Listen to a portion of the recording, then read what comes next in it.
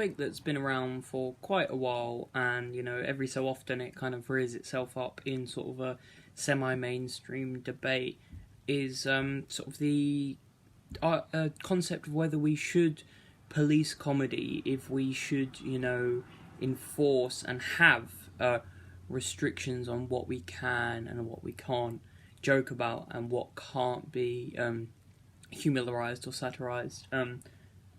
What are the lines that we can't cross in terms of comedy? And usually the go-to in these arguments is offensive jokes, derogatory jokes, demeaning jokes. You always have a side that says, no, we can't have these jokes, we can't.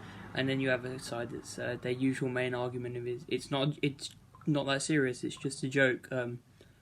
What really, nothing comes of it. Why should we add consequences to something as meaningless as, an edgy joke? But I want to give my take on that, basically, and I think my take is, I think quite a few people do have this take, but it's also a take that lots of people who are on the side of, yes, this is necessary, might see and have not thought of it before, might think that's actually probably the better idea to go with, and it's probably the better to do idea, because it is, though sort of out there, it is seemingly possible, it could be done, I'd say.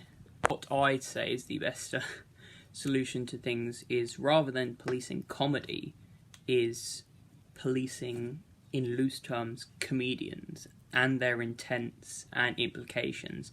Someone should not joke about something that they don't understand the implications of. And if a comedian stands in front of a stage, makes a joke that the majority doesn't laugh at, chances are they won't make that joke again. They might, though. They just go off the success rate. That's something a lot of comedians do.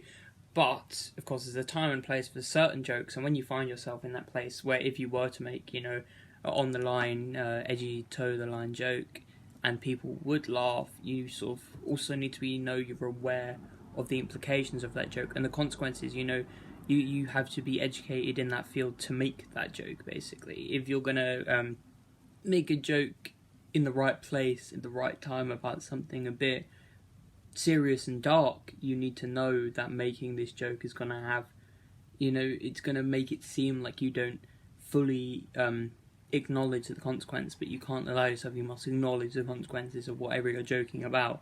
And also, secondly, you need to make sure that the comedian saying these jokes are doing it just as jokes, because I know lots of comedians do make jokes and about things that, it's funny, but they wouldn't side with it, especially derogatory, like demeaning jokes. You just need to make sure that the comedian making the joke isn't actually, hiding it under satire, and isn't, trying to peddle their own sort of, like if it's their own hatred for whatever they're joking about. You need to make sure there's no seriousness behind the joke, basically.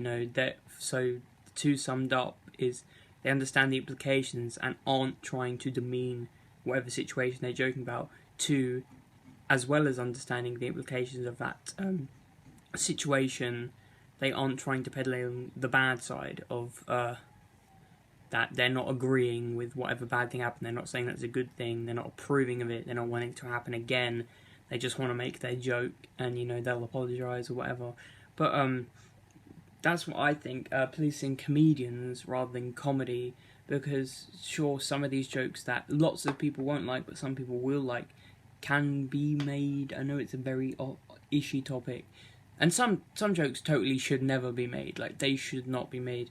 And I think a lot of people do make those jokes and then realise, shouldn't have said that either midway through or after it, and then go on to not say it again, because they kind of learn from consequence. But if you can understand that consequence is going to happen, and you can show that you acknowledge that you are likely to get that, so you go and avoid that, and you don't do it in front of like people who are going to have that reaction. And then also, but then you also make sure you're not approving of the negativity in the joke, so you're not. And also that when you're going to make it in front of the crowd, it's not a crowd of people who are going to take that joke as serious and are going to use that to demean, insult and offend other people. It's just, you've got to police the situation and the person making the joke.